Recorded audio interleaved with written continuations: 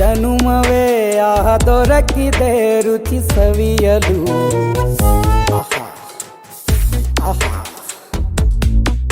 ಈ ಜಗವಿದೆ ನವರಸಗಳ ಉಣಬಡಿಸಲು. ಬಿಸಿ ಬಿಸಿ ಇದೆ